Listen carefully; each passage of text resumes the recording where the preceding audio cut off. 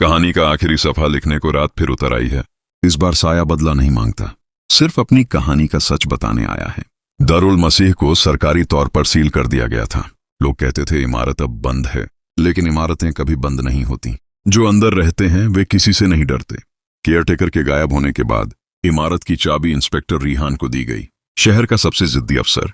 उसने कहा, कोई जिनशिन नहीं होता, अंदर कोई इंसान छिपाया गया है। रात को वह अकेला टॉर्च लेकर सील की हुई इमारत का ताला तोड़ता है।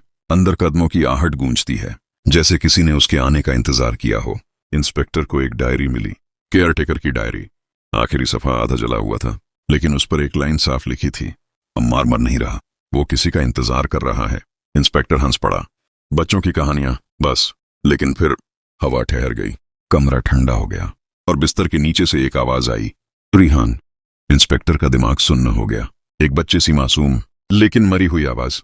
फिर साये की लाल आंखें चमकी। अम्मार का साया सामने खड़ा था। इस बार वह अकेला नहीं था, उसके पीछे रऊफ, केयरटेकर और बाकी सारे गुमशुदा बच्चे। इंस्पेक्टर ने पिस्तौल निकाली। अम्मार मुस्कुराया, गोलियां जिंदा को लगती हैं, मैं तो पहले से ही गया हुआ हूं। इंस्पेक्टर ने पूछा, तुम सब क्या चाहते हो? अम्मार का साया थोड़ा आगे बढ़ा और पहली बार वह बच्चा नहीं, एक इंसानी दर्द जैसा लगा। अम्मार ने कहा, हम बदला नहीं चाहते, हम बस घर चाहते हैं। इंस्पेक्टर के हाथ से पिस्तौल गिर गई। उसने जमीन पर बिखरी फाइलें देखीं, तस्वीरें, रिकॉर्ड, सब कुछ। ये यतीम खाना एक भ्रष्ट केंद्र था। बच्चों को बेचा जाता था और जिन्हें कोई नहीं लेता था उन्हें अंधेरों में बंद कर दिया जाता था। अम्मार उन बच्चों का दर्द था जिसे किसी ने नहीं सुना। इंस्पेक्टर की आंखों में आंसू आ गए। वह बिस्तर के पास घुटनों के बल बैठ गया और बोला, तुम सबको इंसाफ मिलेगा, मैं वादा करता हूं।